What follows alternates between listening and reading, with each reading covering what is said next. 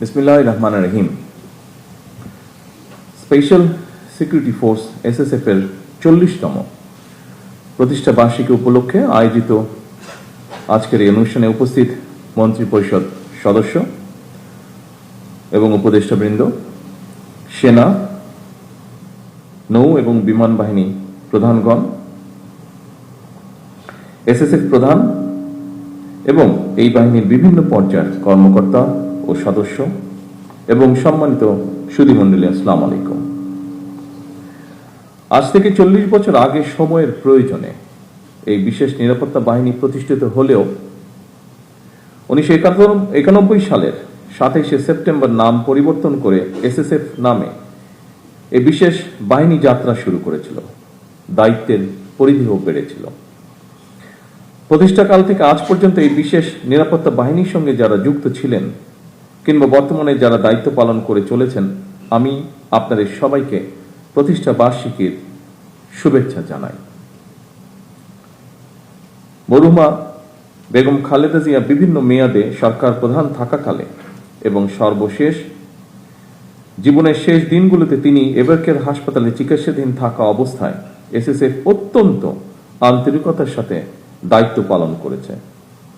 বেগম খালেদা জিয়ার মৃত্যুর পর শুধু বাংলাদেশ নয়, বিশ্বের ইতিহাসে অন্যতম বৃহত্তম নামাজে জানাজা আয়োজনের ক্ষেত্রেও প্রধান সমন্বয়ক হিসেবে এসএসএফ অত্যন্ত গুরুত্বপূর্ণ ভূমিকা পালন করেছে।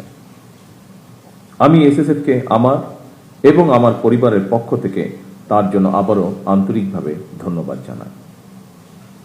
উপস্থিত সুধীবৃন্দ, সরকার প্রধান হিসাবে বর্তমানে প্রতিদিন প্রতি সময় আমি এসএসএফ এর কার্যক্রম সরাসরি প্রত্যক্ষ করছি।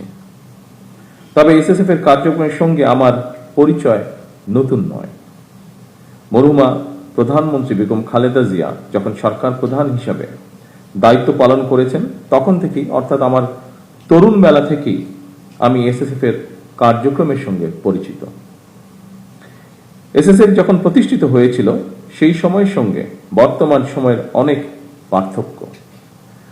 বর্তমানে আর্থসামাজিক রাজনৈতিক অবস্থা ব্যবস্থা, ভূ রাজনৈতিক পরিস্থিতি এবং তথ্য প্রযুক্তির অবাধ বিকাশের ফলে বহুমাত্রিক নিরাপত্তা চ্যালেঞ্জ তৈরি হয়েছে। এইসব চ্যালেঞ্জ মোকাবেলায় আধুনিক ও যুগ উপযোগী প্রশিক্ষণের মাধ্যমে নিজেদেরকে সার্বক্ষণিক প্রস্তুত রাখা অত্যন্ত জরুরি। একটি বিশেষায়িত বাহিনী হিসেবে সাহস, দক্ষতা, কৌশল এবং সর্বাধুনিক প্রযুক্তিতে এসএসএফ এর পিছিয়ে থাকার কোনোই সুযোগ নেই।